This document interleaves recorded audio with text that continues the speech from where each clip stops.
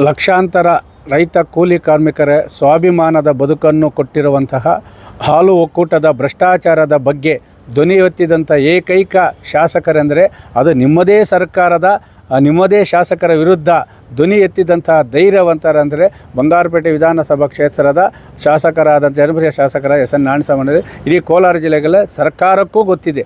ಯಾಕಂದರೆ ನೀವು ಯಾವುದೇ ರೀತಿಯ ಅಂಜಿಕೆ ಇಲ್ಲದೆ, ಹಿಂಜರಿಯದಲ್ಲೇ, ಭಯ ಇಲ್ಲದೆ ಹಾಲು ಒಕ್ಕೂಟದಲ್ಲಿ ಅಧ್ಯಕ್ಷರಾಗಿದ್ದಂಥ ಕೆ ವೈ ನಂಜೇಗೌಡರು ಕೋಟ್ಯಾಂತರ ರೂಪಾಯಿ ನಕಲಿ ದಾಖಲೆಯನ್ನು ಸೃಷ್ಟಿ ಮಾಡಿ ಲೂಟಿ ಮಾಡಿದ್ದಾರೆ ಅಂತೇಳಿ ನೀವು ಪತ್ರಿಕಾ ಮತ್ತು ಮಾಧ್ಯಮಗಳಿಗೆ ಮಾಹಿತಿಯನ್ನು ದಾಖಲೆಗಳ ಸಮೇತ ನೀಡಿದ್ದೀರಾ. ಅದರ ನಂತರ ಲೋಕಸಭಾ ಮತ್ತು ವಿಧಾನಸಭಾ ಚುನಾವಣೆಗಳನ್ನು ಮೀರಿಸುವಂತೆ ಸುಮಾರು ಕೋಟ್ಯಾಂತರ ರೂಪಾಯಿ ಖರ್ಚು ಮಾಡಿ ಹಾಲು ಒಕ್ಕೂಟಕ್ಕೆ ಚುನಾವಣೆಯೂ ಆಯಿತು. ಚುನಾವಣೆ ಆದ ನಂತರ ಇವತ್ತು ನೀವು ಅಲ್ಲಿ ಅಧ್ಯಕ್ಷರಾಗ್ತೀರಾ, ನಾನು ಪ್ರಬಲವಾದ ಆಕಾಂಕ್ಷಿ ಅಂಥೇಳಿ ಇತಿಹಾಸ ಸೃಷ್ಟಿ ಮಾಡಲು ಹೋದ ನಂತರ ಸರ್ಕಾರದ ಮಟ್ಟದಲ್ಲಿ ಯಾವ ಲಾಬಿ ನಡೀತೋ ಗೊತ್ತಿಲ್ಲ. ನಾವು ಪತ್ರಿಕಾ ಮತ್ತು ಮಾಧ್ಯಮಗಳನ್ನು ನೋಡ್ತಾ ಇದ್ರಿ.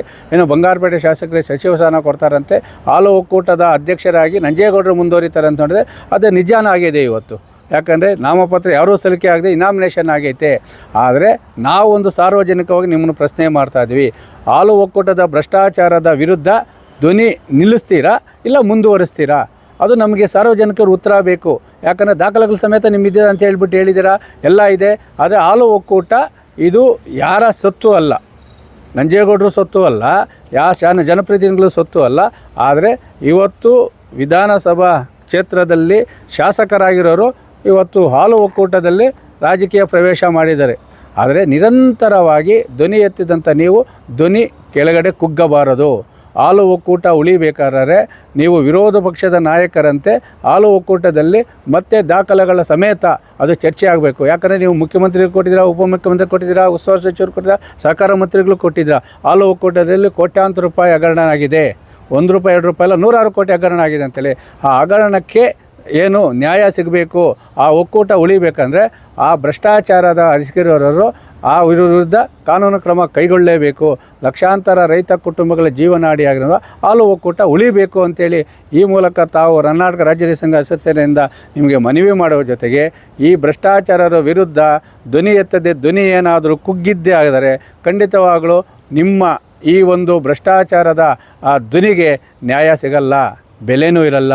ಅದಕ್ಕೆ ಹೇಳ್ತಾ ಇದ್ದೀವಿ, ಈ ಒಂದು ಹಾಲು ಒಕ್ಕೂಟದ ಬಗ್ಗೆ ಧ್ವನಿ ಎತ್ತಿದ 6 ಶಾಸಕರಲ್ಲಿ ಏಕೈಕ ಶಾಸಕರಂದರೆ ಅದು ಬಂಗಾರಪೇಟೆ ಶಾಸಕರಂತ ಎಲ್ರಿಗೂ ಗೊತ್ತಿದೆ.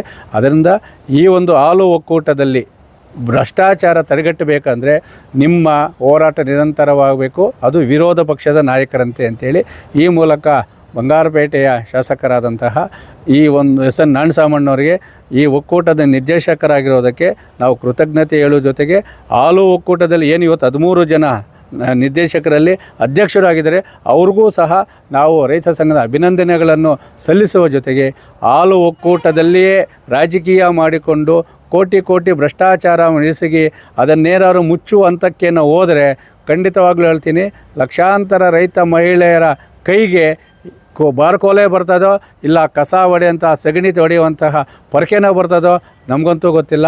ನಮ್ಮ ಹೋರಾಟ ಹಾಲು ಒಕ್ಕೂಟ ಉಳಿಬೇಕು, ಭ್ರಷ್ಟಾಚಾರ ತೊಲಗಬೇಕು, ಸ್ವಾಭಿಮಾನ ಕೊಟ್ಟಂಥ ಹಾಲು ಒಕ್ಕೂಟದ ಕಲಬೆರಕೆ ದಂಧೆನೂ ನಿಲ್ಲಬೇಕು ಅಂತೇಳಿ ಈ ಮೂಲಕ ಮನವಿ ಮಾಡ್ತಾಯಿದ್ದೀವಿ.